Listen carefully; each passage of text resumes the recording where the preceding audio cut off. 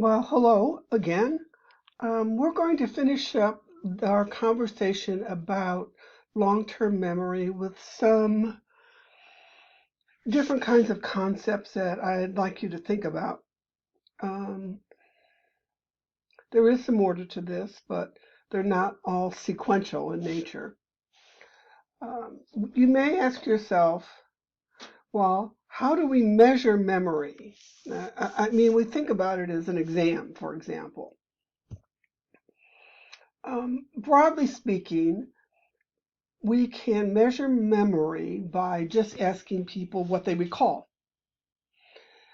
Uh, you may have seen an incident, an accident, and they will say, well, tell me what happened. That's a recall question. We do this on exams as teachers. We're going to ask students to tell us something about what they know. I might say, compare the three memory storage units, and that's all I might say. And you'd have to think about how do you want to present the information, what's important to think about. Now, sometimes on exams, I can give you prompts. Compare the encoding and duration capabilities of the three storage units. That's a recall question with prompts.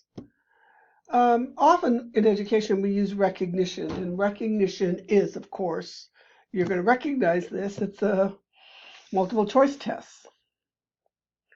I'm not asking you to recall from memory everything about a concept, but we give you some choices, and we hope that that recognition will help prompt your memory. Theoretically, if you know the information correctly, you should be able to come up with the correct answer to the question and then look to see which distractor is the correct one. Two other ideas we don't use much, we don't like to use them in education per se for testing situations, but one idea is relearning. You may know something, you think you've forgotten it, and then you start to learn it again and it comes much more quickly. A student just talked about that the other day in class. He said, I remember now that I had taken something about Piaget. I didn't even remember that. But when we started to go over the material, I was picking it up very quickly. And then I remembered, oh, I had that before.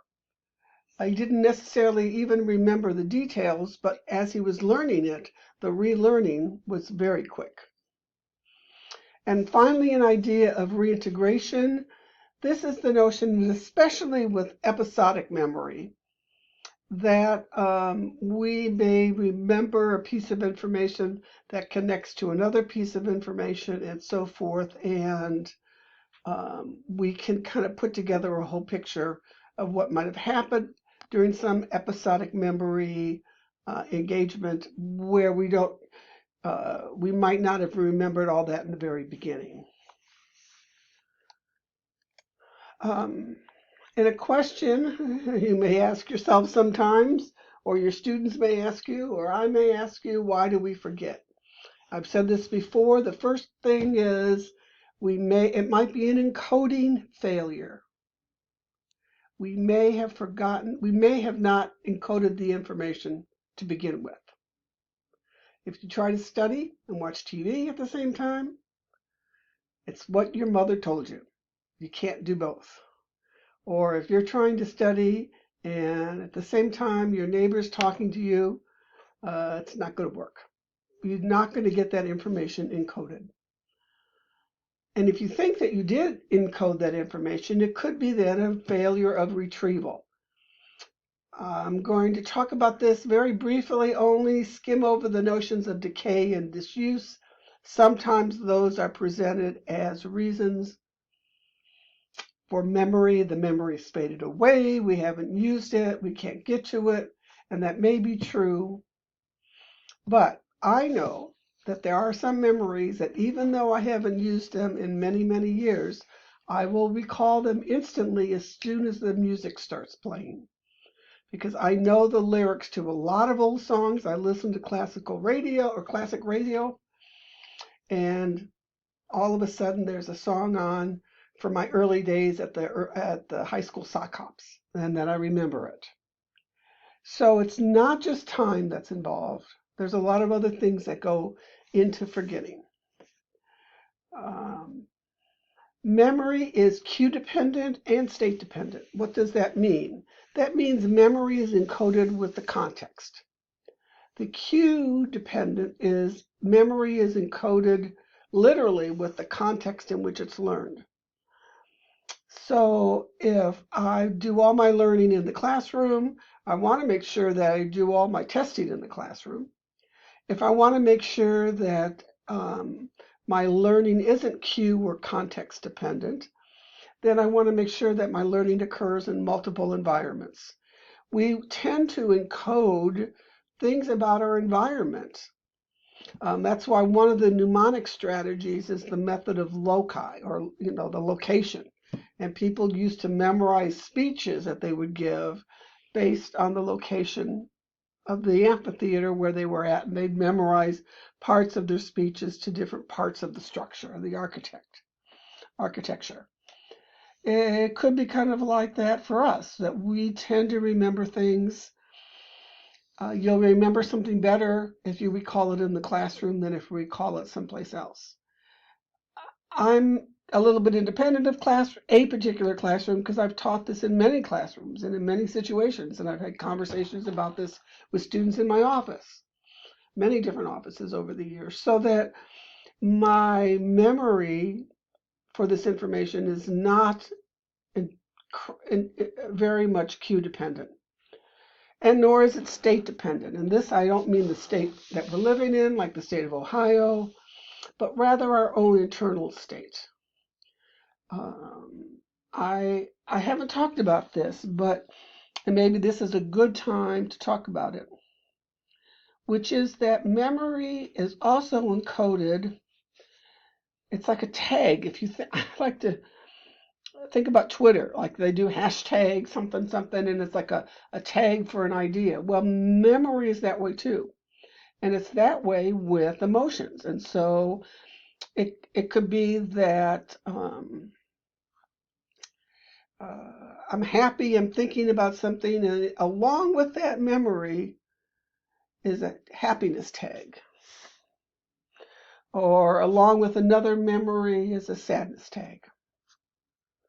Or it might be drinking 15 cups of coffee, hyper tag. Or in my day, it was no dose. I guess nowadays it's those 5-hour energy drinks that hype people up. And so if you're studying on those, it's almost as though that is part of the coding that goes into the memory. It's like a hashtag hyperdrink. So I suggest that, and if you think about it, it makes sense. Everybody knows that when you're happy, what do you think about happy thoughts? When you're sad, what do you recall sad thoughts? It's really not magic. That's really how memory works.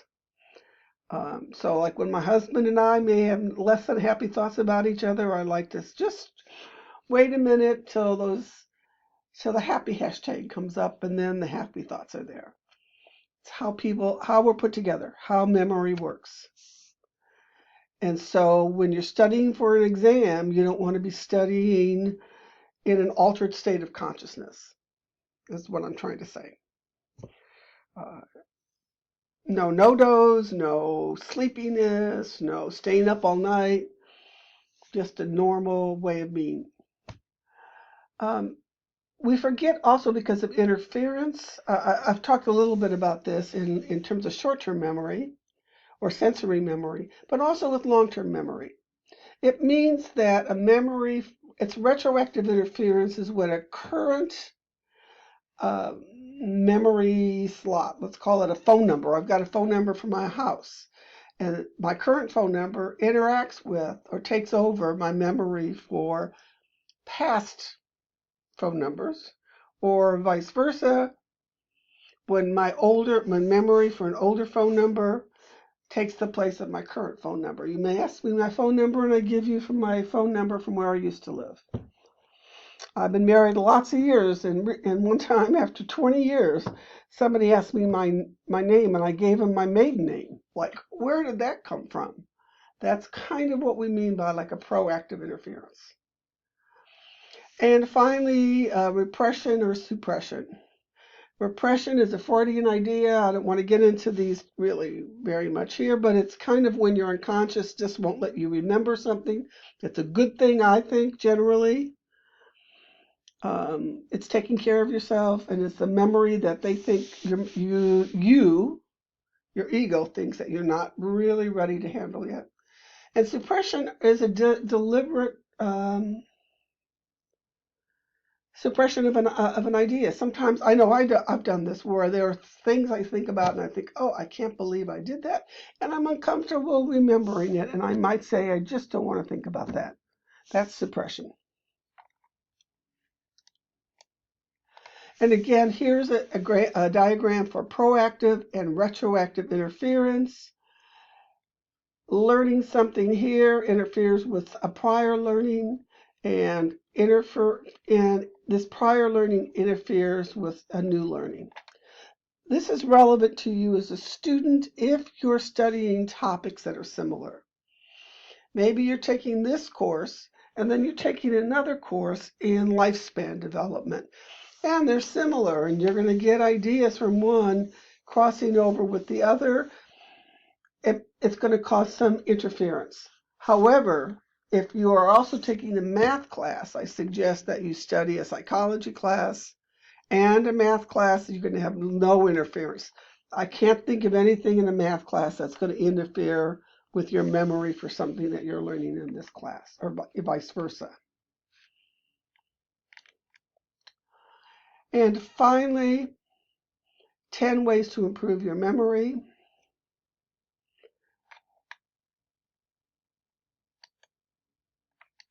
Make it meaningful, because this is how long-term memory is organized. These are some of the things to think about when you make it meaningful. And we're going to go into that a little bit more in just a minute. Familiarity is meaningfulness, and I'm throwing in here as well as using examples. I find that using examples makes things very familiar with students. We talk about how this affects our lives or our school and so forth. In this bottom example here, we say Pavlov is to classical conditioning. This is an analogy, like Skinner is to operant conditioning, associating things together.